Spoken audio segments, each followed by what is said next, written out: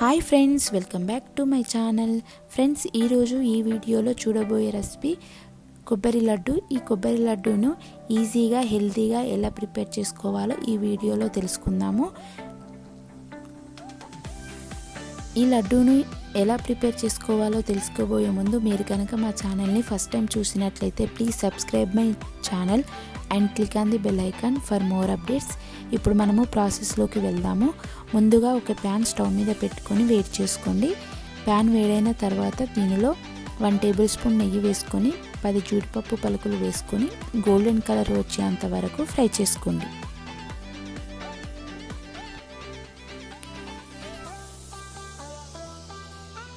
జీడిపప్పు పలుకులు golden colour వచ్చిన తర్వాత ఒక బౌల్లోకి తీసుకొని పక్కన పెట్టుకోండి. తర్వాత అదే ప్యాన్లో మరొక 1 టేబుల్ స్పూన్ నెయ్యి వేసుకొని వేడి చేసుకోండి.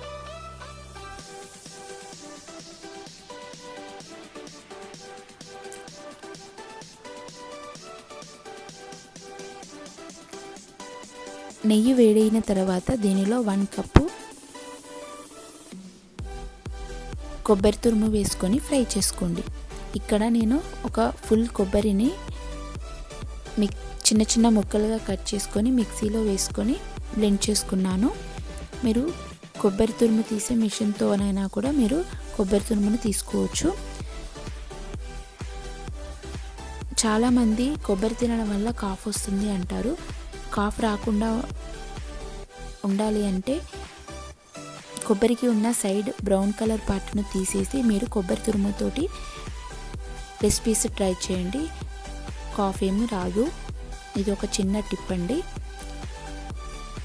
ఇలా నెయ్యిలో ఒక 2 నిమిషాల పాటు కొబ్బరిని ఫ్రై చేసుకోండి.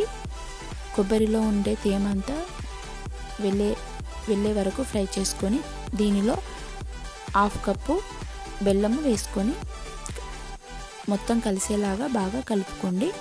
1 కప్పు కొబ్బరి తురుముకి 1/2 కప్పు బెల్లం కరెక్ట్గా సరిపోతుంది. మీరు కనుక ఇంకా కొంచెం ఎక్కువ స్వీట్ కావాలి అనుకుంటే ఇంకా కొంచెం యాడ్ చేసుకోవచ్చు. ఈ విధంగా ఒక 1 మినిట్ వరకు మొత్తం కలిసేలాగా కలుపుకున్న తర్వాత దీనిలో ఒక 1/2 కప్పు వాటర్ వేసుకొని మొత్తం కలిసేలాగా కలుపుకోండి. ఈ రెసిపీ చేసేటప్పుడు స్టవ్ని ఎప్పుడు లో ఫ్లేమ్లో పెట్టుకొని చేసుకోండి, లేకపోతే కొబ్బరి తురుము మాడిపోతుంది. ఇలా వాటర్ కూడా వేసుకున్న తర్వాత బెల్లం మొత్తం బాగా కరిగి కొబ్బరికి మొత్తం పట్టేలాగా తీగ పానకం వచ్చేంత వరకు కలుపుతూ ఫ్రై చేసుకోండి.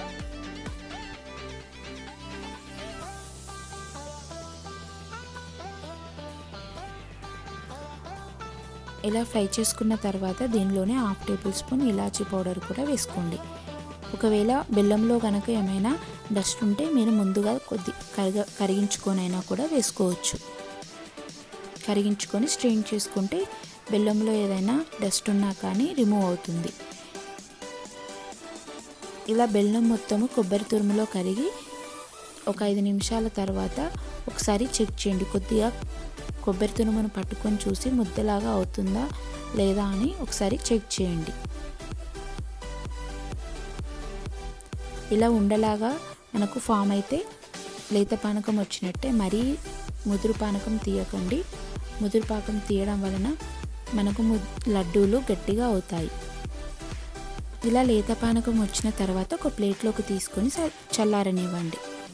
ఇలా కొద్దిగా చల్లారిన తర్వాత కొద్దిగా తీసుకుంటూ లడ్డూలాగా జీడిపప్పు యాడ్ చేసుకుంటూ లడ్డూలాగా ప్రిపేర్ చేసుకొని సర్వ్ చేసుకోండి. అంతే, ఈజీ అండ్ టేస్టీ కొబ్బరి లడ్డు రెడీ అయింది. ఈ విధంగానే అన్ని లడ్డూలను ప్రిపేర్ చేసుకొని సర్వ్ చేసుకోండి. ఈ లడ్డు చాలా హెల్దీ. మనకు బెల్లంలో ఐరన్ కంటెంట్ కూడా ఎక్కువగా ఉంటుంది కాబట్టి పిల్లలకి అప్పుడప్పుడు చేస్తూ ఉండండి.